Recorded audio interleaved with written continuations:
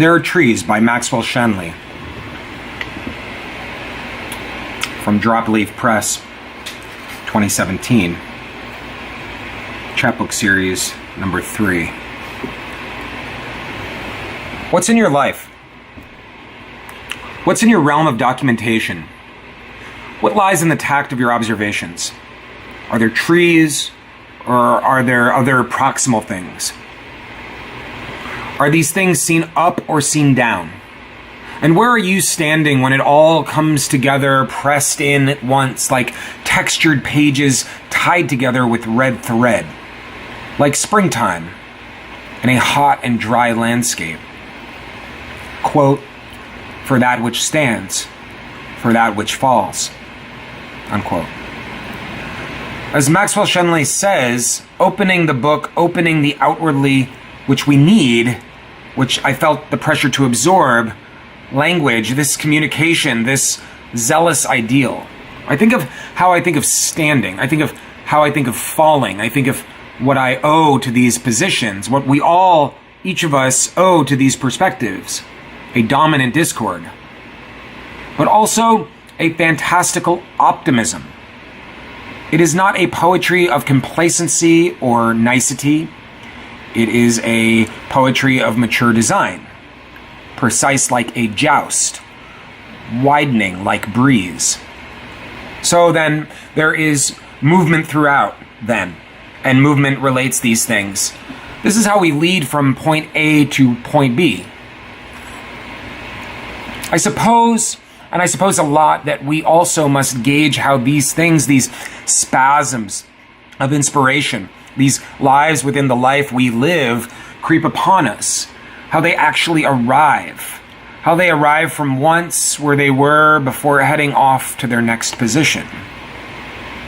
These then are the extended lines of autonomous thought, trained lenses of our organs of vision, and we give them purpose or purposes as a result of such knowledge, as is the most inductive and intimate of poetries and their lines and their weights carried within their own contexts and essences.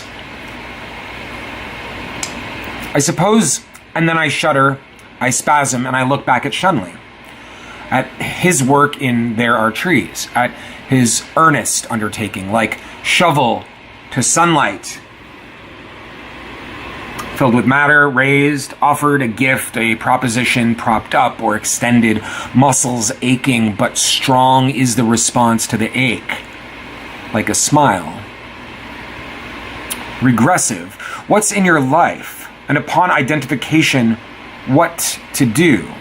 To find the components and take them? Track them? Expand upon them? Or break them down to their own components? Macrocosmic designations, microcosmic designations, other similar waves, arcs, ownerships of truth, of an exquisite motion toward the image. We were phosphenes, a hypnic jerk on the back of the lid, all of us in the same sleep. In Shanley's essence, we have a realization of the extended act. We have pages that alter us, that are altars for us. There is composure, there is hiding, there is the realm of Shanley's beauty, and it's been delivered. A delivery, yes, the tone embraces the delivery. It is beautiful here in There Are Trees, where we have arrived, or where everything has been brought to us. All along, we have been here. The aspect of the lettering, There Are Trees, versus There Are Trees, a mere perfection in the distinct clatter of organization, like wooden shoes sounding the echoes off the walls and across the recently empty room, or the slump of a tree falling to rest in its composition and decomposition at once.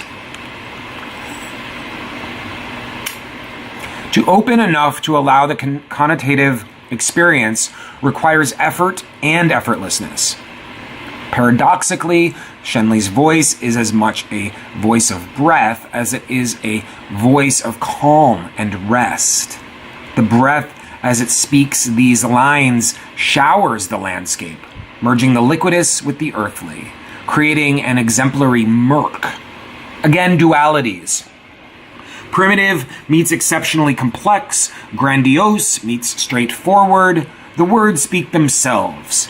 The wielder unpacks their own reward through their own efforts.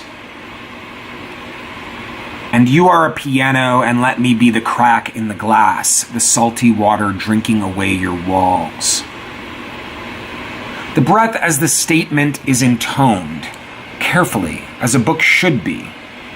Rapt, wandering forward, roots to expansions of growth, poems as the format, a carrying capacity, a capacity to carry, to preserve, to infuse through collection with the beautiful and the paramount too.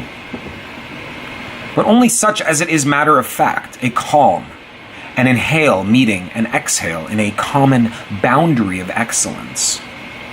These poems here are statements, as trickles of water, or distant lightning, or the bold maneuver of the limbs of a being, or the shadow complete and perfect, edging along and beyond, to wherever you might not remember to give your attention, but promise to, through the arrived epiphanic moment.